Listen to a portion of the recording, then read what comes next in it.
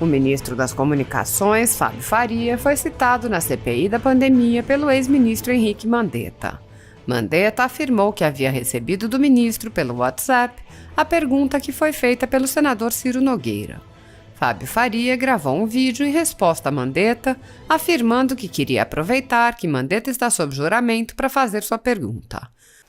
Faria lembrou que, quando ministro, Mandetta recomendava que as pessoas só buscassem hospitais quando sentissem falta de ar e perguntou: "O senhor se arrepende? Faria hoje essa mesma recomendação? O senhor se considera por ter feito essa recomendação?" Assista. Caro Mandetta, ex-ministro da Saúde e ex-deputado federal, foi meu colega aqui na Câmara dos Deputados e agora que o senhor me citou na CPI, e eu quero aproveitar, ministro, que o senhor está sob juramento e tem que falar a verdade para o povo brasileiro, e que o que eu comentei com várias pessoas e também nas minhas entrevistas é um total desconhecimento, ministro, por parte dos gestores da saúde, dos agentes da saúde no mundo inteiro e aqui no Brasil. Eu lembro muito bem, ministro, que o senhor dizia o seguinte, que tinha que ter um lockdown para que os hospitais fizessem leitos de UTI, adquirissem suprimentos, e porque o senhor tinha o conhecimento do vírus, né?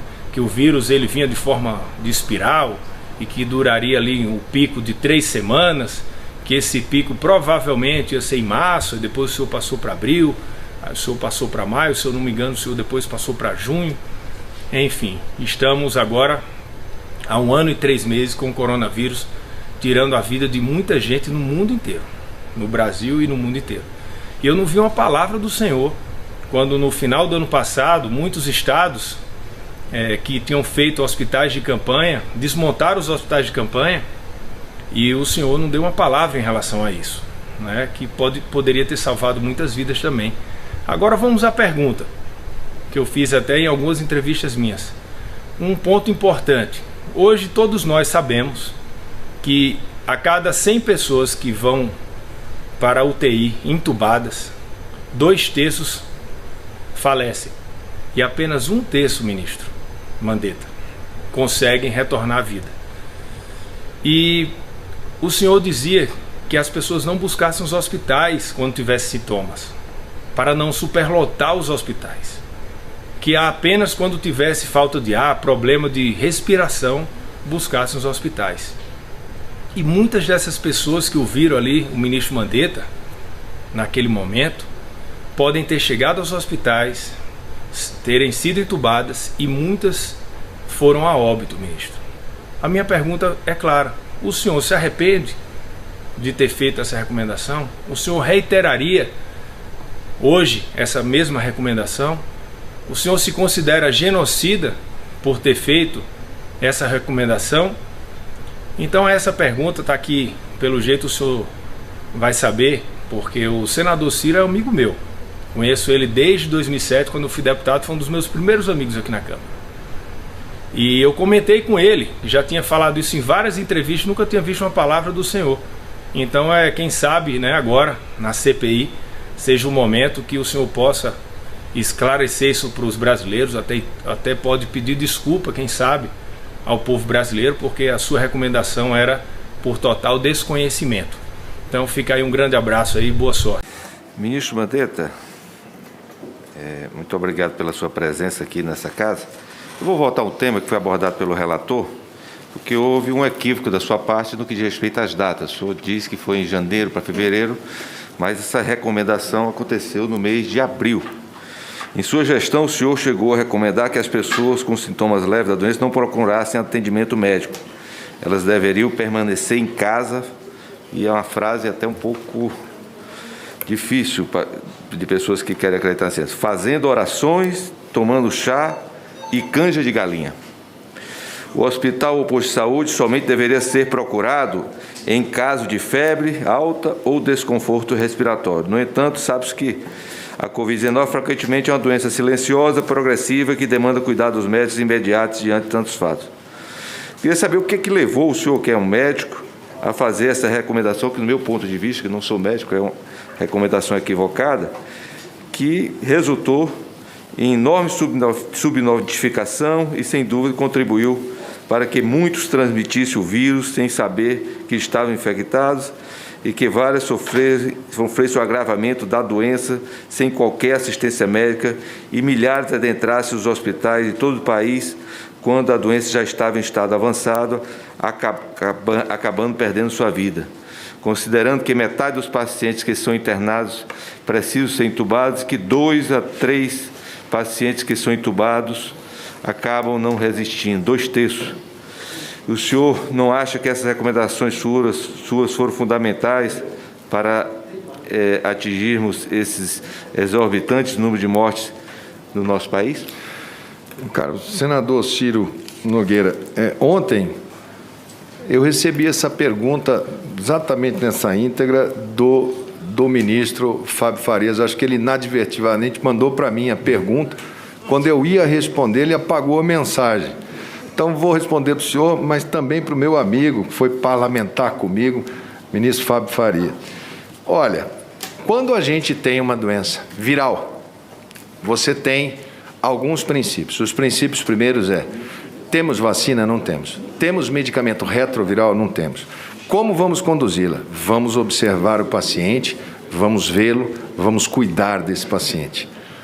Ontem, até por conta dessa pergunta, eu fui ver qual era a recomendação da Organização Mundial da Saúde e do Ministério da Saúde ontem. Ela é exatamente, entre em contato com o seu provedor de saúde imediatamente se você sentir os sinais de perigo. Dificuldade de respirar, perda da capacidade de fala, confusão, dor no peito. De cada 100 pessoas, senador, 85 vão evoluir bem. Vão fazer formas leves, muitas vezes formas de espirro ou assintomáticas. E vão sair tomando chá, vão sair da maneira como a gente se trata. 15% vão ter algum grau de complicação. Desses 15%, você vai ter um número aproximadamente de 90% que vai ser forma moderada, não vai precisar entubar. E 5% vai evoluir para intubação, com o medicamento ou sem o medicamento. Nós construímos toda uma lógica de atendimento que era aumentar a porta de entrada da atenção primária, abrir as unidades de saúde até meia-noite, inclusive em cidades pequenas, trazer a telemedicina para que todos pudessem ter um aconselhamento médico ou de um enfermeiro de nível superior, monitorar todos esses pacientes com ligações diárias. Agora, quando se criou essa narrativa, ela é uma narrativa muito interessante de internet. Eu percebi essa narrativa vindo, ela é repetida. Quando ela sobe nos trend top, depois ela baixa, normalmente ela flutua. Eu vejo ela como uma guerra de narrativa, sabe? Uma guerra de narrativa de quem só fez por ciência.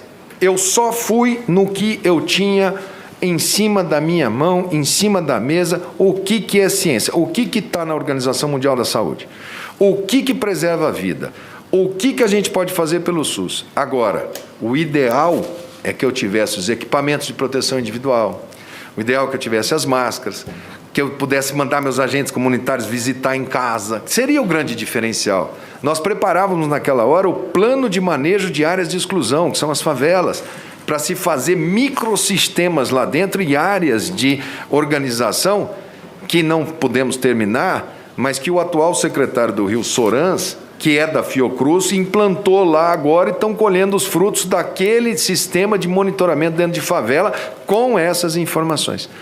Então, a luta ali é uma luta renhida. Agora, tem que ter a decisão de estar do lado da ciência. Esse era o que nós tínhamos. Falar de tratamento seria, naquele momento, criar um kit ilusão. A pessoa poderia falar, não, eu posso ir que se eu tomar isso daqui... E foi assim que eu perdi amigos. Eu perdi tantos amigos que tomavam esses medicamentos prévios e falavam para mim, olha, se der algum problema, eu tomo isso daqui. Eu tenho um amigo meu que não vacinou pai e mãe, de 95 e 90 anos de idade, amigo, que me ligou e falou, meu pai e minha mãe estão doentes. Eu falei, mas não vacinou? Falou, não vacinei, porque eu embarquei nesse negócio daí. Eu dei para eles tomarem ivermectina, cloroquina.